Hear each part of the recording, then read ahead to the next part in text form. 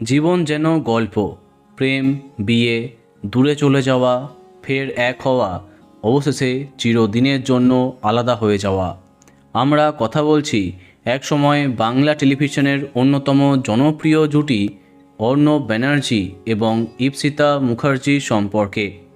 জি বাংলার আলো ছায়া ধারাবাহিকে একসাথে কাজ করতে গিয়ে প্রেমে পড়েন তারা। খুব বেশি সময় নেননি।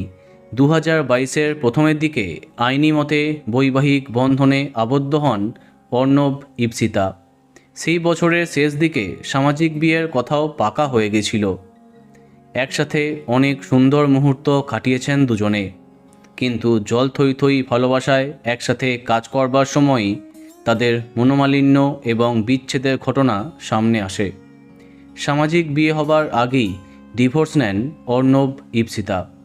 বিয়ে ভাঙা নিয়ে অর্ণব কোনো কথা না বললেও সংবাদ মাধ্যমে ঈপ্সিতা জানিয়েছিলেন, বিয়ের 6 মাসের মাথায় বুঝতে পেরেছিলাম অনেক কিছু ঠিক নেই, সমস্যা হচ্ছিল। তখনই সিদ্ধান্ত নিই আমরা আইনি বিয়ে ভেঙে বেরিয়ে যাব। এরপরে সমস্যার সূত্রপাত যাদের নিয়ে তারা এগিয়ে আসে, আশ্বাস দেয় পরিস্থিতি বদলে যাবে। আমরাও ঠিক করি আরও একবার চেষ্টা করে দেখা যাক, কিন্তু সেই চির খাওয়া দাগটা রয়ে গিয়েছে। হাজার চেষ্টা করেও ঠিক করা যায়নি। শেষমেশ দুজনা সিদ্ধান্ত নিই এই রকম সম্পর্ক বয়ে নিয়ে যাবার কোনো দরকার নেই। তাদের ডিভোর্সের পরে অর্ণবের নতুন সম্পর্কের কথা শোনা গেলেও একাই আছেন অভিনেত্রী ঈপ্সিতা মুখার্জি। বন্ধুরা, ভিডিওটি এইটুকুই।